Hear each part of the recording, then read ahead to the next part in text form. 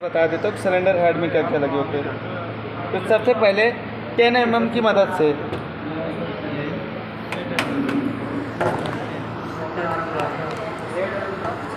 10 mm की मदद से केम स्टॉपर को खोलना है, केम बैरिंग स्टॉपर को।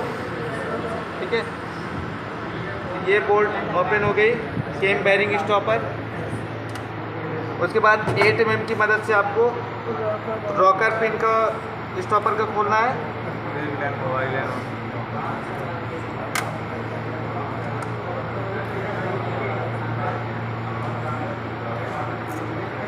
ये ओपन हो गया। उसके बाद केम को हम बाहर कर लेंगे। ये रहा केम सॉफ्ट, ये दिखाए थे ना केम सॉफ्ट, एग्जामिनेशन में भी आया था ना। अब इनमें से केम किसको बोलते हैं? केम, तो केम ये है, और इसी को जो है लूप भी बोलते हैं, लूप। ठीक है, क्लियर है? Yes sir. ठीक है, केम यही होता है और ये पूरा साफ होता है। और ये है केम बैरिंग, इसको बोलते हैं केम बैरिंग, और इसको भी केम बैरिंग बोलते हैं। इसमें सर रॉकर वाली बैरिंग चलती है। हाँ, ये केम जो है बैरिंग के दम पे ही घूमेगा ना। अगर बैरिंग नहीं होगी तो या तो फिर बुश बैरिंग होगी, या बॉल बैरिंग होगी, या निडल बैरिंग होगी। घुमाने के लिए कोई ना कोई बैरिंग जरूर यूज किया जाएगा। ठीक है,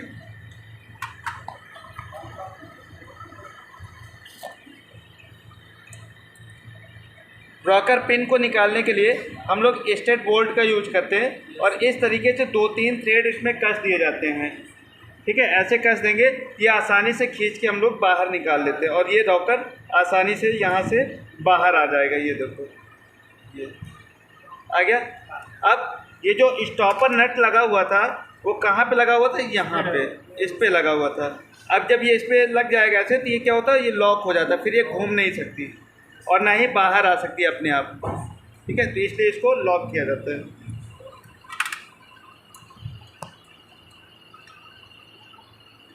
ठीक है, ये दोनों पिन निकल आए बाहर। अब ये तो हो गया रॉकर। ठीक है, लेकिन ये आगे का ये जो नट लगा हुआ ना, इसको बोलते हैं टैपेट। ठीक है, टैपेट एडजस्टर बोलते हैं। हाँ, टैपेट एडजस्टर। ठीक है, टैपेट को एडजस्ट करने के लिए इसी का यूज किया जाता है। ठीक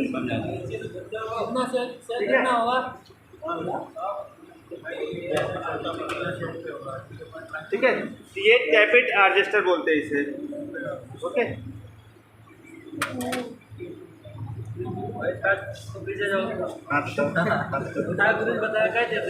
ठीक है, तो यहाँ तक। अब टैपेट एडजस्टर वो बाद में बताऊंगा, अभी पार्ट के नाम यहाँ पे समझने हैं। प्रोसेस वर्किंग जो है वो मैं आपको बोर्ड पे समझा दूंगा कि टैपेट क्लियरेंस कितना होना चाहिए। 0.5 mm होना चाहिए, 0.8 mm होना चाहिए। हर गाड़ी के अकॉर्डिंग अलग अलग होता है, तो आप किसी गाड़ी का फिक्स नहीं कह सकते कि इतना होना चाहिए। लेकिन ज़्यादातर जो है, जैसे 100 cc स्प्लेंडर या डिलक्स की बात की जाए, तो इंटेक का भी 0.10 mm होगा, और एग्जॉस्ट का भी 0.10 mm, क्योंकि 0 उसके बाद पॉइंट फिर 10 है। ये नहीं कि मतलब आप 10 mm तो 10 mm नाप दो, 10 mm का मतलब काफ़ी होता है, 1 इंच समथिंग आ जाएगा। तो ये ध्यान दो, 0.10 mm जो हीरो स्प्लेंडर HF डिलक्स इसमें है। लेकिन अदर गाड़ियों में देखोगे तो कुछ गाड़ियों में 0.5 mm जो है इंटेक का होता है, 0.6 जो है एग्जॉस्ट का होगा, या तो अलग अलग गाड़ियों के अकॉर्डिंग है। तो उसका जो कैटलॉग होगा, जो उसका मेनू होगा, उसके अकॉर्डिंग आपको मिल जाएगा। ठीक है, अब मुझे एक टूल दे दो, वॉल स्प्रिंग कंप्रेसर। तो भैया पीला पीला जो टूल है, लेकर चला ये जो टूल है इसको बोलते हैं वॉल स्प्रिंग कंप्रेसर। ठीक है, वॉल स्प्रिंग कंप्रेसर का यूज कैसे करते हैं तो मैं आपको करके दिखाता हूँ। ये है, इसमें से कोई भी वॉल अगर हमें खोलना है, जैसे ये इंटेक वॉल मैं ओपन करके दिखाता हूँ। ठीक है, तो आपको इंटेक वॉल के इस वाले बीच में आपको ये वाला फिंगर आप रखोगे तो आपको एक अंदाज मिल जाएगा कि बीच का सिरा कौन सा है। और इसको आप यहाँ पे अगर लेके आओगे ऐसे, ये बीच का देखो, अभी बीच में है ये पॉइंट, नहीं है सर, नहीं है। नहीं, उंगली हट जाएगी सर, आ जाएगा। ये देखो अभी है बीच में, सर आ जाएगा वो है ठीक है। अभी वो सेट करना है तो वो अभी सीधा आ हो जाएगा। ये जैसे अब वो सीधा हो गया। ये दिखाना था कि उस बीच पॉइंट में पहुंच रहा है कि नहीं, और इस तरीके से इसको कसना है।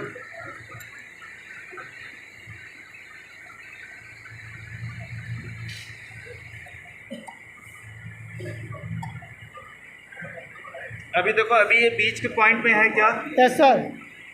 ठीक है, अब इसको आपको कसते जाना है।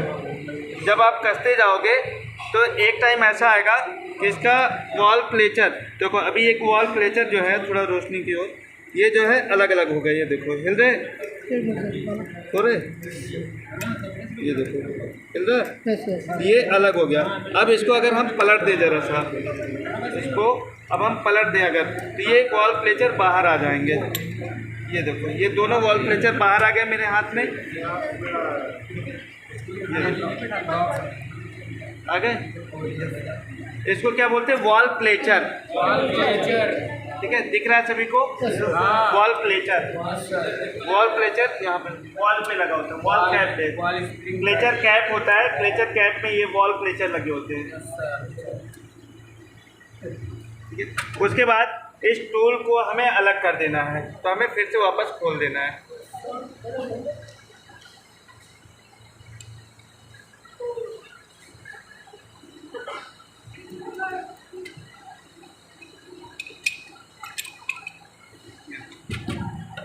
ये हटा दिया। अभी ये क्लेचर गाइड, वॉल क्लेचर गाइड, ये जो वॉल क्लेचर था ये किस प्रकार से बैठता है? इस प्रकार से इस पर बिठाया जाएगा, ऐसे एक, और ये दूसरा हाँ, इस तरीके से ये बिठा दिए जाते हैं। ये जब बैठ जाएगा तो इसमें एक पॉइंट बना होता है, वो पॉइंट क्या करता है? वॉल को लॉक करता है। तो कैसे लॉक करता है ये मैं बाहर निकाल के दिखाता हूँ वॉल को। उसके बाद इसमें मिलेंगी दो स्प्रिंग, इनको बोलते हैं वॉल स्प्रिंग। उसके बाद वॉल की टेस्टिंग, वॉल गाइड और वॉल सील सही है या ख़राब है, तो इसको टेस्टिंग करने के लिए कैसे टेस्ट किया जाता है? ये है, और इसको झटके से निकालना तो एक आवाज़ आएगी टक से, तो सुनना चाहेंगे आप? आया? तो ये साउंड अगर आती है तो समझ जाइए कि वॉल सील और वॉल सही है। लेकिन उसके बावजूद अब मैंने क्या बताया था इसके पहले कि ये क्लेचर में बिठा के दिखाऊंगा कैसे काम करता है। ये कट आपको दिख रहा है यहाँ पे वॉल पे, इंटेक वॉल्व है ये। तो अब ये कैसे काम करता है? तो ये यहाँ पे गाइड रखते हैं और इसमें जो पॉइंट बना हुआ है उभरा हुआ भाग, उसको इसमें बिठा देते हैं इस तरीके से।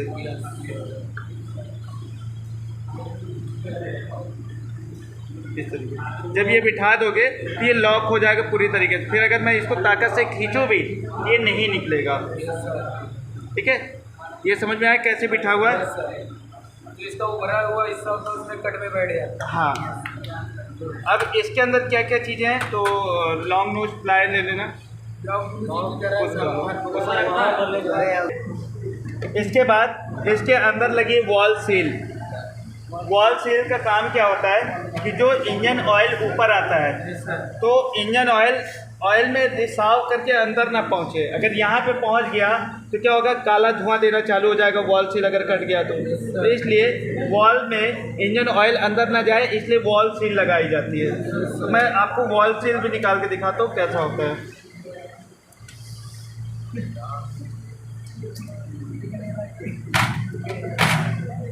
अभी ये तो इसकी हवा टाइप हो गई, ये रबड़ की होती है। ठीक है, अब इसमें दूसरा लगाया जाएगा। खत्म हो गई, खत्म हो गई सर जी, ये खराब हो गई। हाँ ये खराब हो गई, मैं दूसरा दिखाऊंगा। हाँ तो स्टील वाली हो वो चिपक जाता है। हाँ ये दूसरी लगा के उसमें निकालेंगे, लेकिन वॉल सील ऐसे रबड़ की होती है। ठीक है, निकालना नहीं जाता। हाँ ऐसी वॉल सील है। ठीक है, तो वॉल सील हमें जब हम इंजन का काम करेंगे, हाफ इंजन या सिलेंडर हेड, मतलब इंजन तो वो जहाँ पे पावर जनरेटिंग हो वो इंजन कहलाता है। तो इसको उस टाइम पे जब हम खोलेंगे वॉल का सिस्टम तब तब हमें इसको रिप्लेस कर देना है, हटा देना है। इसको बदल ही देना है। ये नहीं कि अभी चल जाएगा, ऐसा जुगाड़ नहीं करना है। खोला है, इसको रिप्लेस कर देना, ये आपको बदल देना है, ठीक है।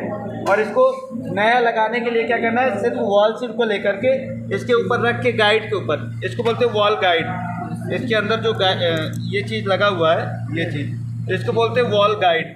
अब वॉल गाइड क्या काम करता है, जैसे कि आप लोग कभी टूरिस्ट पे गए हो, यात्रा पे घूमने गए, तो कहते हैं ना कि हमें रास्ता नहीं मालूम, तो गाइड कर लो, गाइड आपको पूरा रास्ता, सीधा रास्ता दिखाएगा, आपको भटकना नहीं पड़ेगा। तो यहाँ पे जो वॉल होता है, वॉल को अगर गाइड नहीं करेगा तो क्या करेगा, इधर उधर भागेगी, इधर उधर भागेगी। तो इसलिए इसको बचाने के लिए यहाँ पे जो वॉल गाइड का यूज़ किया जाता है। तो वॉल गाइड क्या करता है, इसको सीधे रास्ता पे जाने देगा। अभी जैसे ये है, यहाँ पे गाइड के अंदर मैंने बिठाया, ये सीधे जाने दे रहा। अगर ये गाइड नहीं होता तो ये क्या होता, लेफ्ट राइट थोड़ा सा करता, बबलिंग करती ना इधर उधर साइड पे, तो वो वॉल गाइड है, ठीक है। अब वॉल गाइड के साथ साथ वॉल बैठ कहाँ पे रही है, तो सीट के ऊपर, कहते नहीं है बैठना, वॉल सीट, तो कहते हैं ना कि वॉल सीट कट गई। तो वॉल सीट का मतलब ये होता है सीट, जहाँ पे वॉल बैठती है, तो इसको बोलते हैं वॉल सीट, ठीक है। ये इसको बोलते हैं वॉल सीट। ये वॉल सीट के ऊपर ये वॉल जाके बैठ गई। अब मैं इसको इंस्टॉल कर देता हूँ, फिट कर देता हूँ। अभी इतना समझ में आया ना, इसको अच्छे से समझ में आया ना, बारीकी से। अब स्प्रिंग गाइड वाशर भी होती है इसके अंदर, देखो, साइलेंट हो जाओ।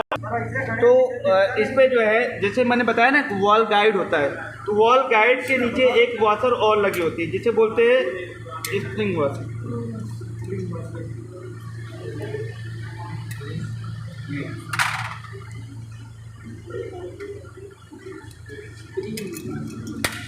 ये देखो, ये जो वॉशर होता है इसको बोलते हैं स्प्रिंग गाइड वॉशर। ये क्या काम करता है, स्प्रिंग को गाइड करता है ताकि इधर उधर जाए नहीं, ठीक है। तो इसको स्प्रिंग गाइड वॉशर। अब ये दो वॉशर होते हैं, तो एक ये छोटे वाले के छोटे वाले होल पे बैठ जाएगा और बड़ा वाला बड़े वाले पे चला जाएगा। ये एक दूसरे से हिलेंगे नहीं और फिक्स हो जाएंगे, ठीक है। तो अब मैं इनको सेट कर देता हूँ। वॉल गाइड के ऊपर ही इसको रखना है, गाइड वॉशर रख दिया। उसके बाद हमें स्प्रिंग रख देनी है। इसके ऊपर जो है ना, अभी वॉल सील, जैसे ये नया वॉल सील होता तो नया वॉल सील हम लोग यहाँ पे बिठा देते हैं। अभी क्या है, हमें नया वॉल सील रखना होगा, तो मैं इसको इंस्टॉल कर देता हूँ बिना वॉल सील के। लेकिन आप जब भी लगाएंगे तो एक नया वॉल सील इसमें ज़रूर बिठाएंगे, ठीक है। हाँ,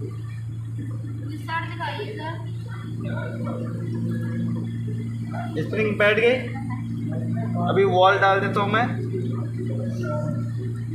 वॉल जब भी डालेंगे यहाँ पे लुब्रिकेशन ज़रूर कर देंगे, थोड़ा सा ऑयल का। ये क्या है, ये डेमो इंजन है, इसलिए इसमें हम लोग ऐसा नहीं कर सकते। अगर लाइव इंजन होता तो हम लोगों को करना होता कि ऑयल का भी लुब्रिकेशन करना है आपको वॉल सील भी नया डालना है, सारी चीज़ें, ठीक है। ये एक डेमो इंजन है, इसलिए मैं आपको डेमो दिखा रहा हूँ सिर्फ, ठीक है। ये इस तरीके से बिठा दिया यहाँ पे। अवेलेबल है सर मार्केट में? हाँ, ये सारी पार्ट अवेलेबल है मार्केट में, ऐसा नहीं कि नहीं मिलेगी, ठीक है। तो ये वॉल क्लचर हमने लगा दिया। अब हमें क्या करना है, इसको फिट करना है। तो फिर से हमें इस टूल का सहारा लेना होगा।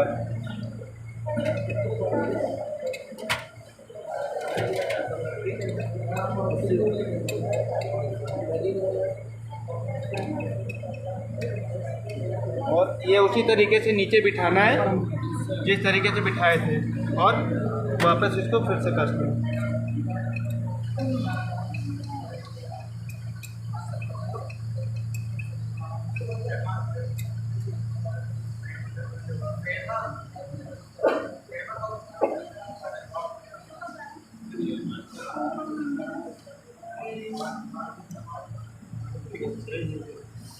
अब जब आप इसको कसते जाएंगे ना, यहाँ पे आपका फिंगर होना चाहिए, एक फिंगर।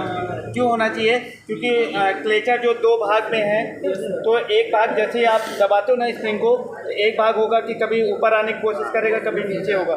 तो वो थोड़ा सा जब आप फिंगर लगाओगे तभी जज कर पाओगे कि कौन सा क्लेचर आ रहा है। तो उसके अकॉर्डिंग हमें स्प्रिंग को थोड़ा सा हिला देना होता है, तो वो आसानी से बैठ जाता है।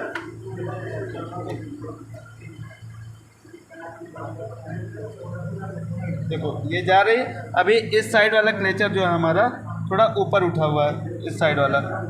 एक लो फ्लैश ऑन कर लो, एक लो।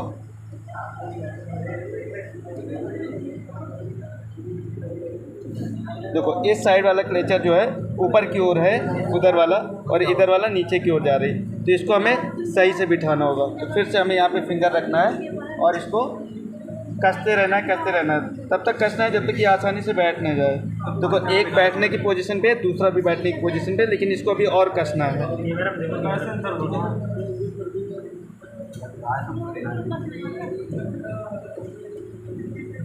उधर वाला बैठ गया, लेकिन इधर वाला भी और बैठेगा। तो थोड़ा सा और कसना है, और अब ये बैठ चुका है। अब आप अब वापस आपको खोलना है। आपने कस दिया, अभी आपको वापस खोलना है।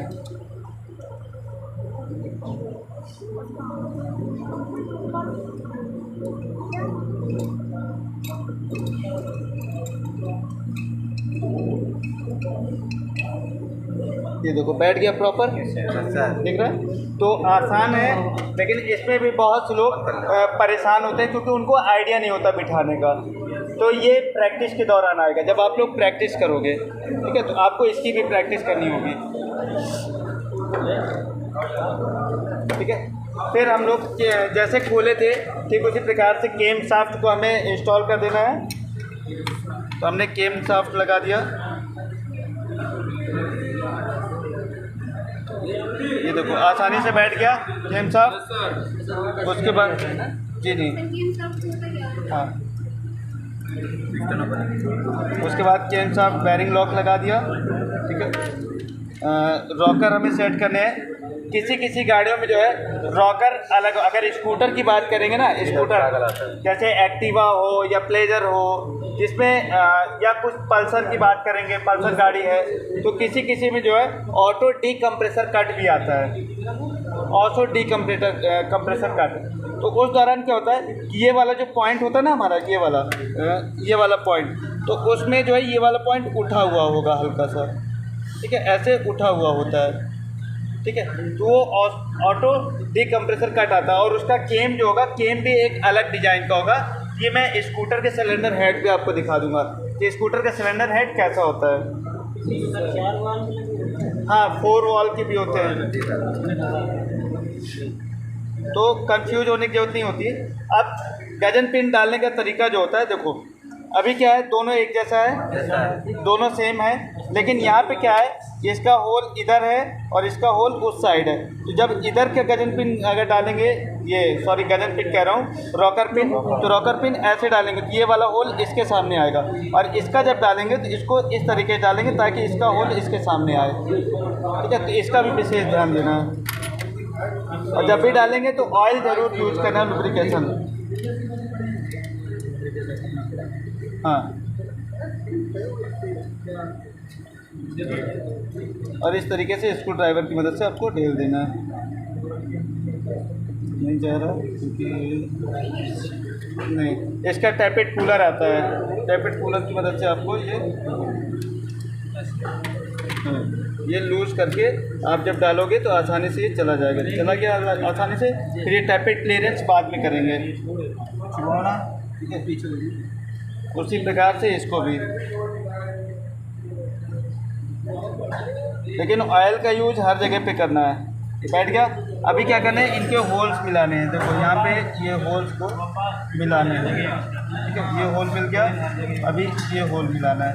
ये दोनों होल जब मिल जाएंगे आपके ब्लॉक, तो आपको इनको कस देना है, और ये आसानी से कस जाएंगे।